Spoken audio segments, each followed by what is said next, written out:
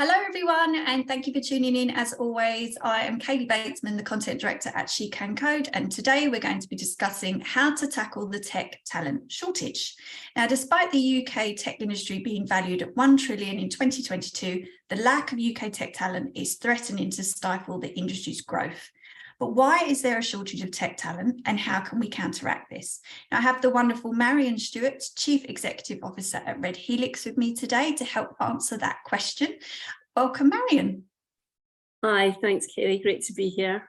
Thank you very much for joining us this morning. And before we get started with our discussion today, can we start by hearing a little bit about your background, please?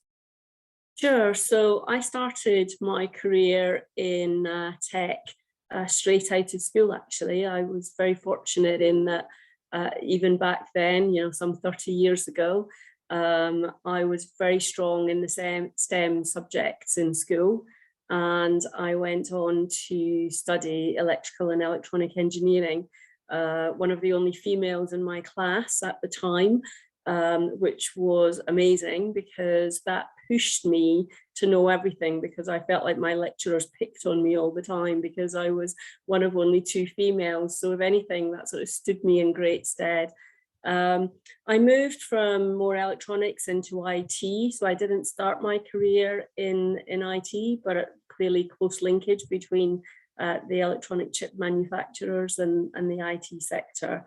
And then after that, I spent about 20 years moving through career levels in places like a bit of public sector, so Strathclyde Police in Scotland. I moved from there to Intel, very big organization, very process driven, great grounding in business efficiencies actually, and then moved into the PE world, and I've held COO type roles for the last 10 years in PE backed businesses like Daisy, Pulsant, and now here at Red Helix, where I've just recently taken on the Chief CEO role.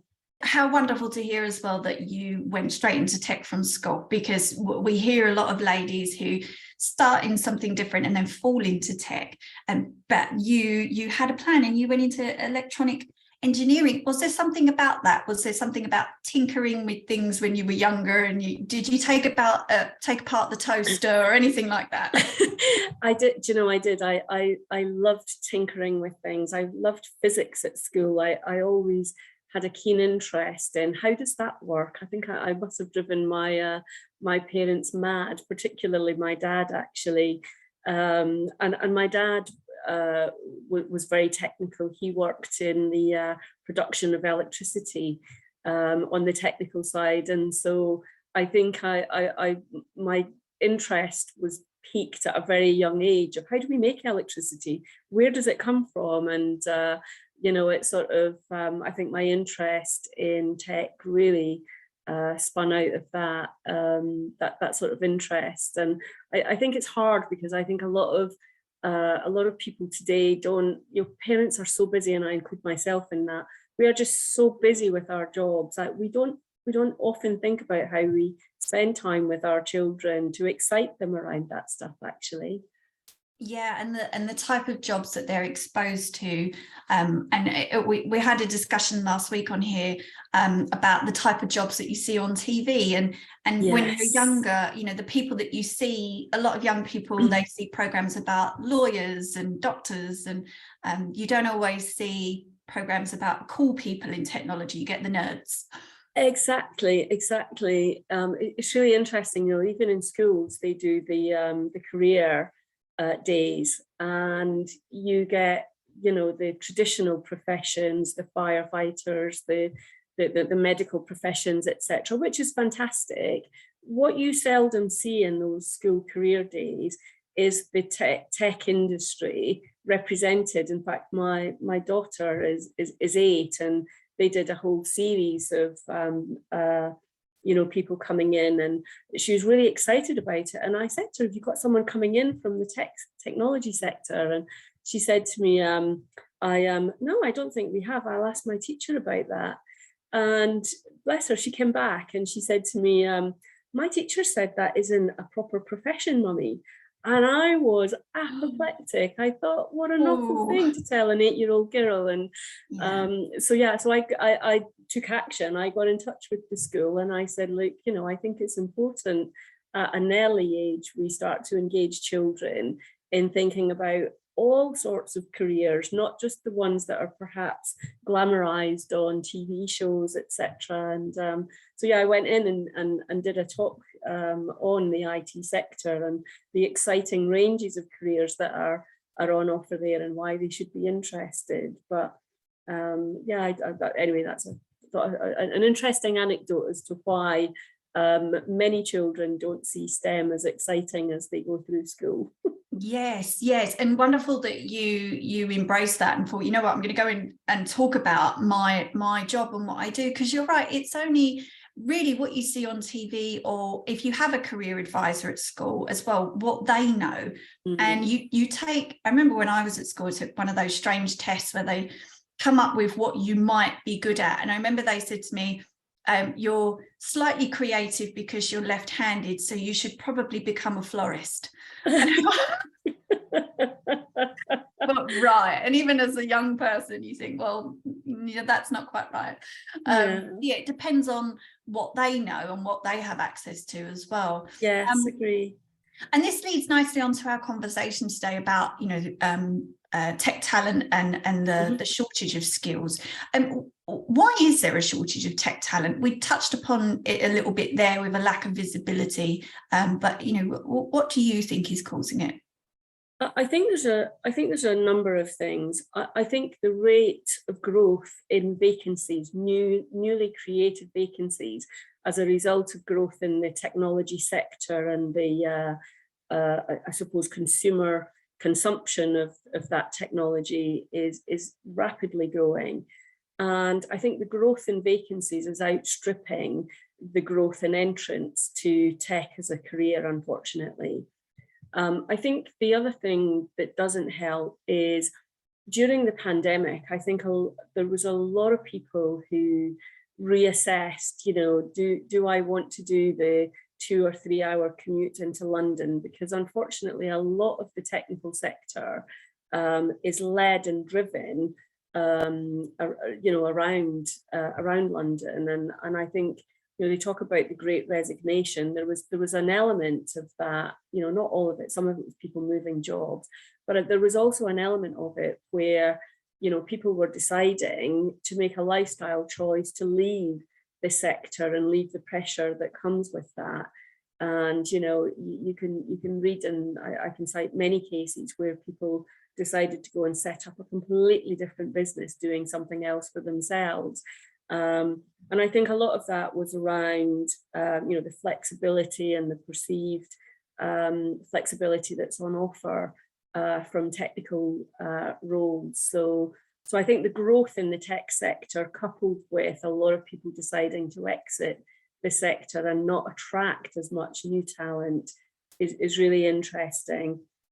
I think the other thing that's happening is when you look at the sort of the educational side, you know, STEM subjects in terms of degrees, there's only about 18% of people that leave university with a STEM degree are female. And so there's something isn't working in the system when you look at the attainment of girls as they exit school and the subjects that they're choosing going into university, that we're not making that attractive enough across the board, but even less attractive for females, which again I think is another underlying cause. So you end up with, you know, a large swathe of the population almost excluded from entering the IT sector.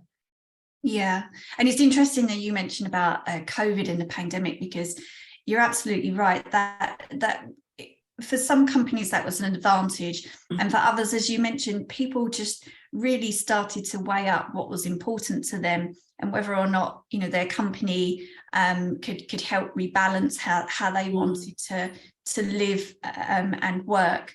The pandemic, obviously, we saw a need for more skilled workers, but now we're seeing companies like Twitter and Meta, they're laying off their staff. Does this mean the shortage is likely to come to an end? I don't think so. I think the companies that will come out on top are those that adapt to what the workforce need in order to create more balance coming out of the pandemic. I think the vacancies for skilled technical people will continue to outstrip the talent pool that's available. I know when some of the other tech giants have laid people off, Citrix during the pandemic actually laid off a huge number of people. The market snapped them up in a matter of weeks, and I'm certain the same will happen with the talent coming out of Facebook and Twitter. I think the other thing that's happening is, the home working efficacy has been proven through the pandemic, and I think geographical barriers have been broken down. So, the concept of having people in the office 5 days a week is just not valid for most technology companies. It's not a way that's going to make them successful in attracting talent. So again, I think those large tech companies that let people go, their good people will be snapped up by other companies, not just around the UK, but across Europe and the US as well, because those geographical barriers are no longer valid. And I think the rate of vacancies will continue to outstrip the rate of redundancies. Yeah, with the snapping up of talent, I think you're absolutely right. I hadn't thought of it that way. We keep hearing about a lot of redundancies at the moment, but as you said, there are lots of other companies out there that have the vacancies and are looking for that talent. I only spoke to a company recently who said they hired a lady knowing that she was about to go on maternity leave. So they said, she was so talented and we wanted her on our tech team that we hired her and said, go straight into maternity leave and we'll see you when you're done.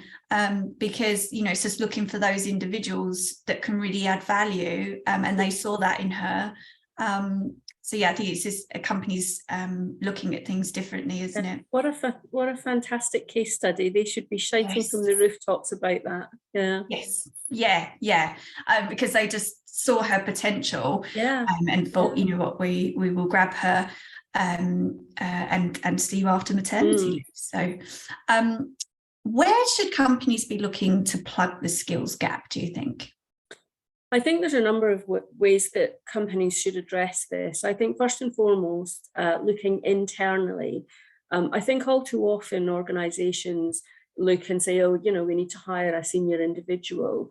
And the reality is if they had effective career development paths and training programs, you can self-grow your internal talent into those senior roles. So I think as companies and organizations, we need to examine more closely how we think about career development, and almost everyone in a tech role should be trained to do the job above them, so that as those needs rise, we're able to promote from within. And I think that does a couple of things. It brings a very engaged workforce because people see career potential, and you stem the flow of great talent from your business. Staff retention in this climate is really critical when you think about the number of vacancies and the size of the market that we have. So I think that's one thing organizations need to think about and how they do better on. I think the second thing is thinking about how we attract talent in from outside the sector.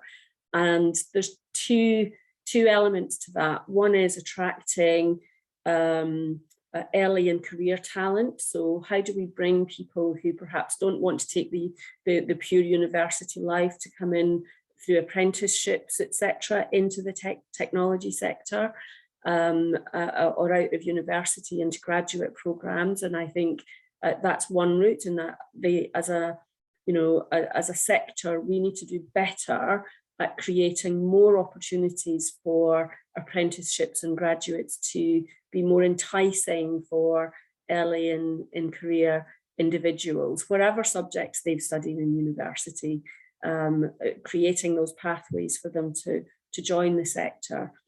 I think the other thing is, and this is I think the bigger, in some ways, the bigger opportunity is thinking about how, some of the other sectors, if you think about high street retail is a great example, there are a huge swathe of issues and challenges with layoffs in high street, because footfall on the high street is declining in favour of online shopping. And so I think we as an industry, we need to think about pathways for bringing people in who have perhaps had a bit of a career in a completely different sector. They'll have life skills and client-facing skills, etc. If I pick the retail sector as just one example, they'll have life skills and client-facing skills, etc. What they won't have is the tech skills. That doesn't mean they're not capable of building the tech skills. And I think we need more pathways that allow us to cross-pollinate from other sectors that are in decline into the tech sector. At a trillion market value and 2 million vacancies, we must be able to fund programs that enable that. And I think that would help in two ways. I think it helps grow the talent pool, but I think also a lot of those sectors are quite heavily female oriented. So for me, that would afford almost hitting two metrics with one program. One is, finding alternative careers for a declining sector, but also affording many more women an entry pathway into the technology sector. Yes, it's so interesting you talk about career transitions. That's something that we talk about a lot on here in She Can Code, because you're absolutely right. There is a skill shortage. It's just expanding that thought pattern and thinking, there are lots of transferable skills. And we had the ladies that we have on here, they really surprised me sometimes about their previous careers. And a lady the other day, she previously was an archaeologist and decided to come into technology. And you think there are just so many crossovers and transferable skills that employers should always be open to that, and how they can help that individual move forward. Because that's actually my next question. I wanted to ask you, should employers be investing in training and reskilling entry-level employees rather than looking for an employee who has it all? Because I think that's probably where they get stuck, and they think, and it is a lot to take on an employee, and obviously the cost of that and the risk of making sure that they have everything you need and that they're going to push forward in that role. But sometimes if you take on the right person and you can skill them up in the areas that you need, then that's a far better route to take than just always looking for perhaps that graduate that has the computer science degree. I agree, and I think having that balance between, more experienced people that you're developing in career pathways. You might have, I think of it like a triangle. So yes, at the top you need 2 or 3 who are very experienced. Then you need some mid-level that you're continuing to develop, and then at the bottom is your growth talent pool. So you sort of have that triangle of talent that you're continuing to nurture through the business. And I think what's happened in the market, in the job market over the last 6 months is a lot of employers are targeting the top end of that triangle, and that is pushing up cost to businesses actually, because they carry a premium because there are less of them. So the whole, the economics of supply and demand kick in, and you have many companies chasing fewer candidates, and what we're not doing is investing enough in developing more at that level. So I agree. I think having a stream of early in tech career people coming in is really important to the industry. And I think part of the reason the industry isn't growing faster is because we're not doing that fast enough. You know, you don't sit as an industry with 2 million vacancies and are able to economically maximize the value of that industry. You know, if we have a £1 trillion industry, imagine what it would be worth if those 2 million vacancies were filled. So I think there's definitely a lot that we need to do as an industry to make it more accessible to early in career, whether they've done IT or not. In our company, we engaged in the government Kickstart scheme through COVID, actually, and we brought in 3 young individuals who had no aspirations for a career in IT. They didn't even know what IT was. And I have to say, you know, they did the Kickstart scheme for 6 months funded. We've kept them on in full-time apprenticeships, and you will not find 3 individuals who are more passionate about the tech sector. You know, and one of those was a female, which is fantastic. So 1 out of 3, you know, not bad.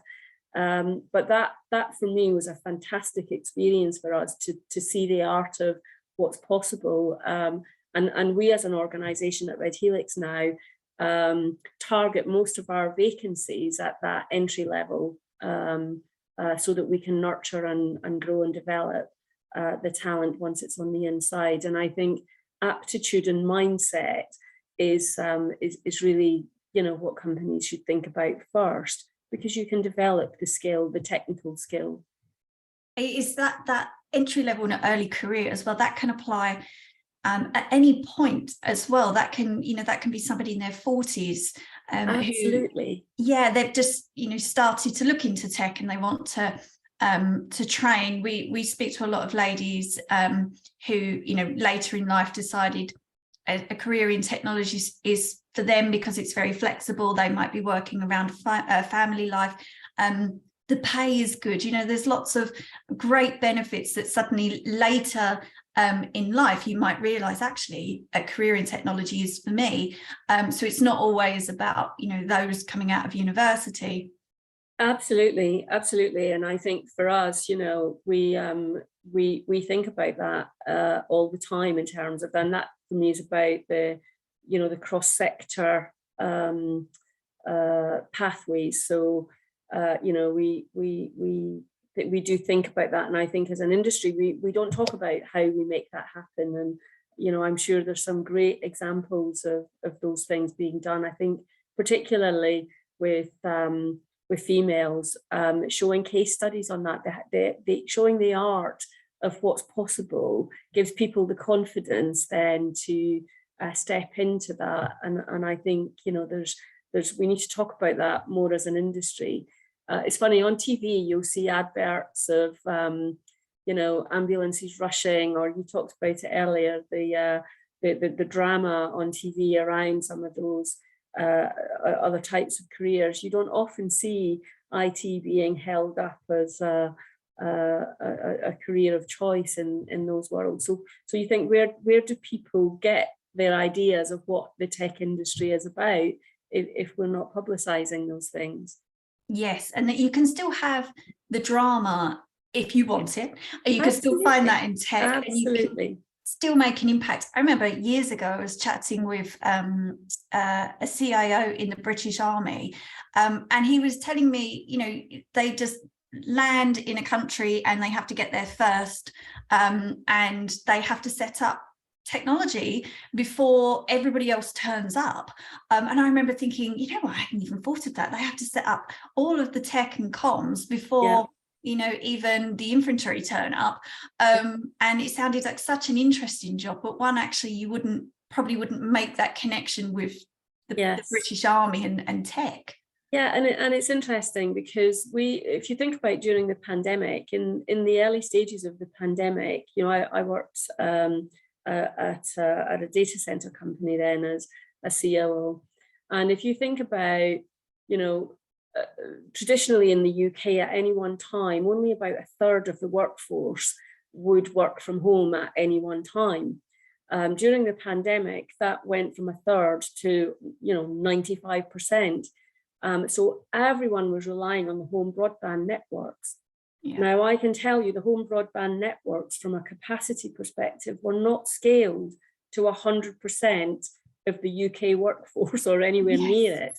And so in the first few weeks, you talk about drama, there were telecoms engineers driving to data centers, expanding capacity, installing new infrastructure in record time in order to keep the UK workforce working and provide the home tech services.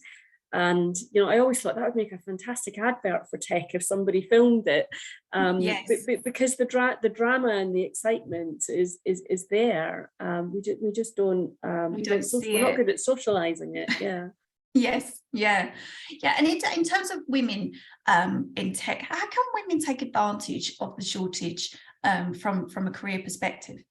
I think with the shortage in talent in the tech sector, it is making technical organizations think more broadly about how they bring talent into the business. And I think, in many instances, I think that affords women in particular the opportunity to not just stand out in terms of their skill and the diversity that they bring to an organization, but also to take advantage of, some of the opening of flexible working hours and being able to work around childcare. Rightly or wrongly, in the UK, women are still the predominant childcare givers because,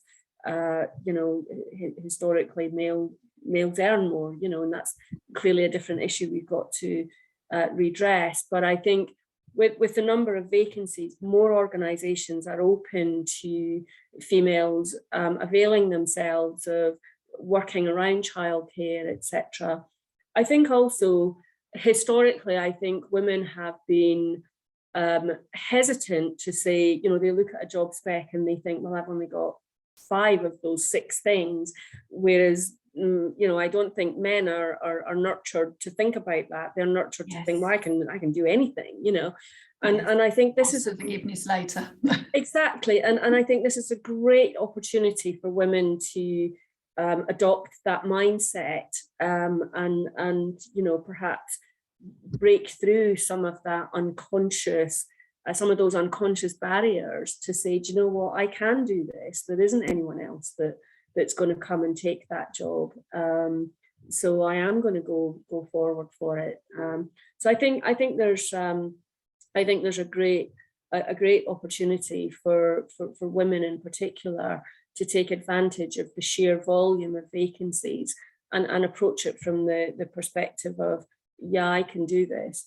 I think there's also an opportunity for women who are in tech careers to invite more women into it. Yes. And think about the outreach.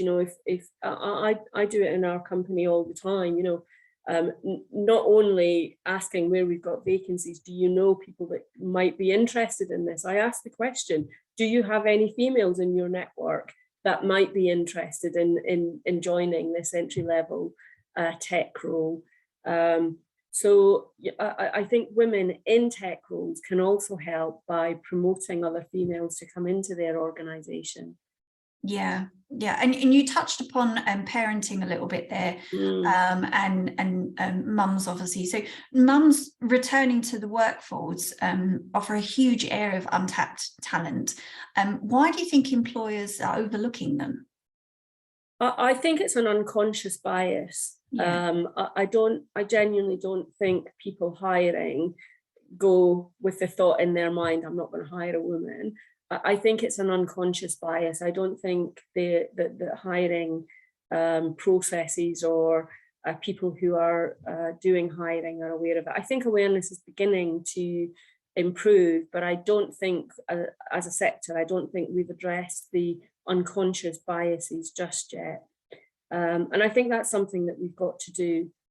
I think that people do look at applicants and they unconsciously stereotype, well, if it's a working mum with 2 young children, what problems is that? And there's a mindset around that ensues. I have 3 young children. My children are 8, 11, and 13. And so I know what it's like balancing those things, when one's off sick, etc. But not everyone gets that. And so I think those unconscious biases creep in. I think there's a bit more as an industry we need to do in terms of making people aware that those biases do exist, that, it's not a conscious thing. It doesn't make someone a bad person, but you need to be aware of it, and we need to be talking about it all the time. I think also there's more, a lot of people use recruitment agencies and headhunters, etc. And I think as a sector, there's more that they need to do in terms of how do we target more applications from women. I quite often, when we release technical roles, I'll see 10 CVs coming from males, and if I'm lucky, I'll get 1 from female. When I see that ratio, I send the recruiters back and I tell them actively, you need to go and think again, right? I want to see a minimum, and I mean a minimum of 1/3 coming from women. It's not realistic that you'll see 50-50 or 70-30. I'd love to say it is, but I've set a sort of minimum that I expect is 1/3. And until you find me 1/3, I don't want to look at what you've got in front of me. And I'll always recruit who I think is best fit. I'm not someone who subscribes to quotas. I think there's lots of issues with that.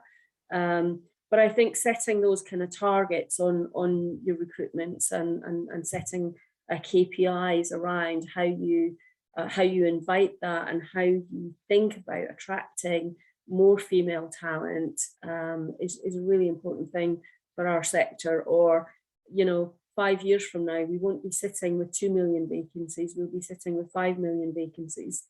Yes, and recruitment as well. I found that when you recruit people with young children, whether they be male or female, they're actually more committed, because if they were to leave a job and they think, well, actually my day, I have to try and rework my day with a new employer, they seem to be far more committed to staying in a role for longer because they find something that works for them. Whereas somebody without children just might be thinking, I can flit to company, it doesn't bother me. Absolutely. I think you're right. I think you get more commitment. I think you get loyalty.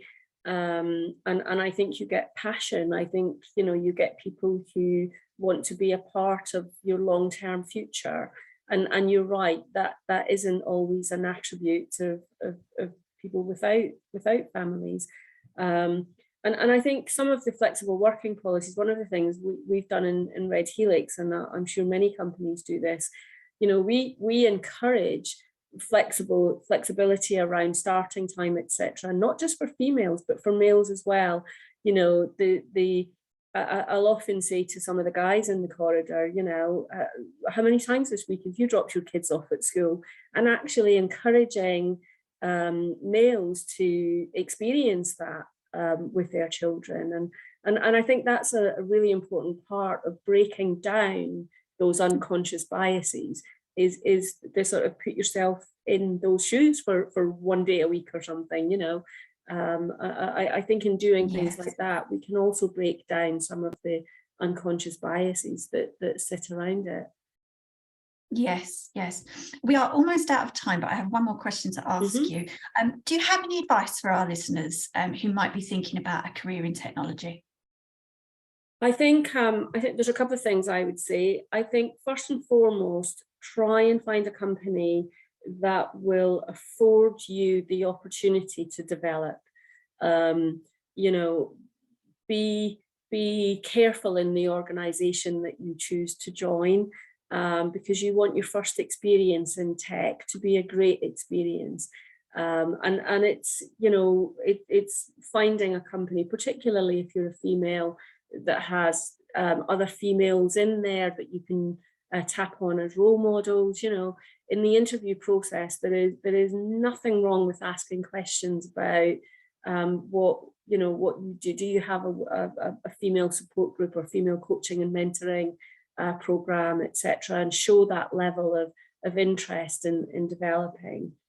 I think the other thing is finding females in similar fields and using some of the networking organizations to help support and collaborate with you through that career. So organizations like She Can Code, organizations like Women in Tech, I find them a great source of information and frankly, a great source of inspiration. So that would be my 2 pieces of advice. Choose the company carefully and use that network of support of other females that can wrap around us. That's a lovely advice to end it on today. So thank you so much, Marion, for taking the time to chat with us this morning. It's been really, really interesting. So thank you so much. You're welcome. It's been my pleasure. Thank you. And to everybody listening, as always, thank you for joining us, and we hope to see you again next time.